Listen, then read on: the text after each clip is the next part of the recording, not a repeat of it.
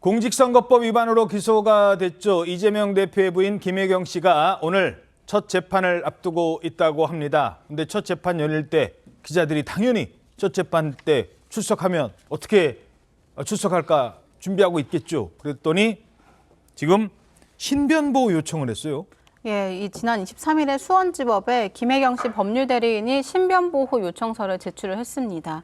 이 법원이 오늘 오전 중으로 김 씨 신변보호 여부를 결정할 예정인데요. 법원이 이를 받아들이게 되면 이 법원 내부 직원들이 김 씨와 동행을 하고 법정에 들어갈 때도 별도 비공개 통로로 법정에 들어가게 됩니다. 예. 그러니까 한마디로 이 기자들이 이제 김혜경 씨가 와도 붙을 수 없고 카메라에도 좀 잡히지 않게 되는 겁니다. 오호.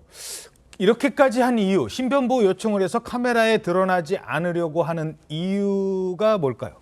지금 뭐 총선을 앞두고 예민한 시기 아니겠습니까? 그리고 이재명 대표의 사법 리스크에 대해서 여당 측에서 공격을 굉장히 많이 하고 있기 때문에 이게 큰 이슈로 부각되는 게 부담스러웠을 것이고요. 그리고 또 그 카메라나 사진에 잡히는 것도 부담스러웠을 거라고 생각을 하고요. 예. 거기에 뭐 부수적으로는 뭐 이렇게 공개적으로 소환될 때 뭐 유튜버 뭐 이렇게 보수 쪽에 뭐 극우 유튜버라든가 이런 데서 뭐 봉변을 당할 수도 있는 부분도 있기 때문에 이런 부분들을 다 감안해서 신변보호 요청을 한 것으로 저는 보이고요. 예. 뭐 대부분의 사람들이 이렇게 뭐 본인이 할 수 있는 부분이 있다면 하는 거는 굉장히 뭐 당연한 요청으로 보이긴 합니다. 예.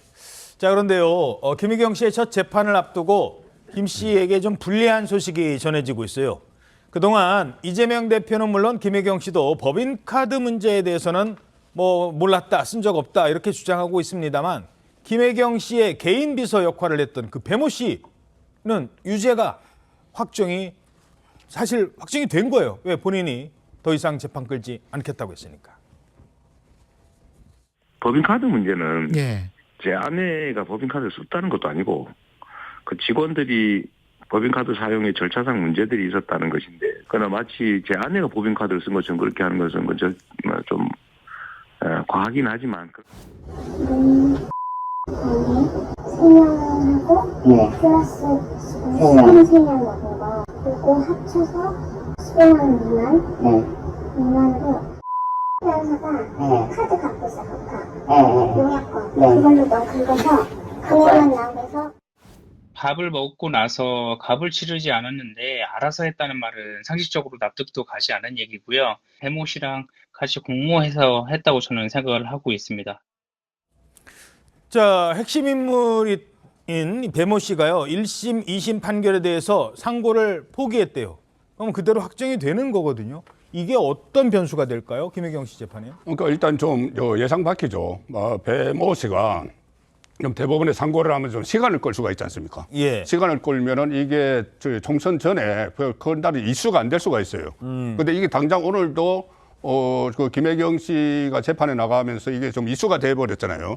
그리고 또 오늘 공교롭게도 이재명 대표도 재판이 있습니다. 예, 출석 여부는 아직 모르겠습니다. 예. 이재명 대표도 오늘 그쪽에 서울지법에 위정교사 재판이 있어요. 그러면 부부가 이제 수원지법과 서울지법인데 이 서울지법에 뭐 출석을 하는지 모르겠지만은 그런 상황이 지금 총선 앞두고 상당히 안 좋은 상황인데 안 좋은 장면인데 그 일단 배모 씨가 이것을 본인이 상고를 포기를 하면서 어쨌든 그 본인의 유죄가 확정된 상황에서 상고를 포기를 했기 때문에 그렇다면 저 당시에 분명히 좀 구분을 하셔야 될 것이 지금 법인카드 저것은 그 선거법 위반 사건입니다. 예. 뭐 초밥이나 뭐 1,000만 원어치 과일 이거는 지금 수사 중인 거고 저 선거법 위반 사건인데 결국 저 선거법 위반 그 현장에 있었던 사람이 김혜경 씨와 배모 씨거든요. 그런데 어떻게 보면은 이 배모 씨는 심부름을 한 상황인데 유죄가 확정이 된 상황에서 포기를 했기 때문에 유죄가 확정이 돼 버렸잖아요. 그렇다면은 김혜경 씨도 그 유죄가 선고될 가능성이 상당히 높아진 거죠. 알겠습니다. 자, 마지막으로 한 사람 얘기만 더 해보죠. 사실 뭐 그렇게 알려진 인물인지는 모르겠습니다만 조국 전 장관이 신당을 창당하면서 인재를 이렇게 영입하잖아요. 근데 그 첫 번째 영입 인재가 논란이 되고 있습니다. 야, 어떻게 음주운전, 게다가 무면허 운전 논란으로 휩싸였는데 그런 분을 1호 영입 인재로 지금 받아들이는 겁니다. 조국과 함께 걷기로 했습니다. 누구보다 빠르게 날카롭게 윤석열 정권의 폭정을 비판하고 실질상 정권을 조기 종식시키는 선봉장이 되겠습니다. 저 신장식이 가장 먼저 바다로 뛰어드는 퍼스트 펭귄이 되겠습니다. 나는 정치를 해도 되는 사람인가? 라고 수없이 질문했습니다. 18년 전, 17년 전 저지른 저의 잘못 때문입니다. 오래전 일이다. 대인 대물 사고는 없었다. 형사적 책임을 다했다. 4년 전 국회의원 후보 사퇴라는 벌을 섰다. 라는 변명으로는 이분들의 저린 마음은 달래지지 않을 것입니다. 죄송합니다.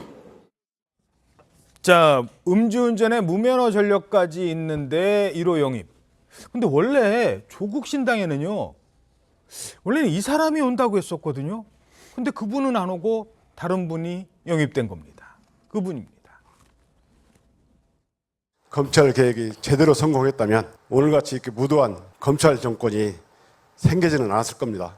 저는 조국 장관께서 수사와 재판을 받으시고 이런 엄청난 고초를 겪고 계시는 걸 보고 그저 바라만 봐야만 했던 제가 너무나 안타깝고 힘들었습니다. 제가 지금까지 모셔본 우리 조국 장관님은 강철 같은 의지력의 소유자입니다. 자, 그래서 다들 언론에서는 그러면 이성윤 전 지검장 조국 장관이랑 같이 가나? 이렇게까지 예상을 했는데 민주당 공천 받는다고 지금 출마했잖아요. 민주당으로 지금 공천 신청했잖아요. 전주인가요? 그쪽으로. 근데 이성윤은 안 오고 다른 사람이 왔어요. 근데 음주 전력이 있어요. 요 상황을 어떻게 분석하십니까? 아니 그러니까 조국 전 장관도 1호 영입 인재잖아요. 1호 영입 인재의 상징성이 있기 때문에 사실은 그 언론의 주목을 받는 뭐 비교적 이 사람 정도면 뭐 국회의원이 될 수 있겠다 싶은 사람을 아마 영입하고 싶어 했을 거예요. 뭐 그 정도인데 그 지금 신장식 변호사의 경우에는 지금 말씀하신 대로 음주운전에 무면허 운전 전력이 있는데 오죽 영입할 사람이 없었으면 그랬을까? 뭐 전 그렇게 이해하고 있는 거고요. 이성윤 그 전 서울중앙지검장 같은 경우는 사실은 본인도 뭐 조국 전 장관한테 우호적인 거는 맞는데 예. 문제는 그쪽에 갔을 때 과연 금배지를 달 수 있을 것인가 당선 하는 가능성? 아주 현실적인 판단을 했을 것이다. 그러니까 민주당이 그 영입 제의를 오니까 얼른 그쪽으로 간 거 아니겠습니까? 다 현실에 기반해서 판단한 거다 저는 그렇게 봅니다. 현실과 이상은 다르다. 네. 현실과 우정도 다르다. 충분히 깨질 수 있는 거죠. 예, 알겠습니다.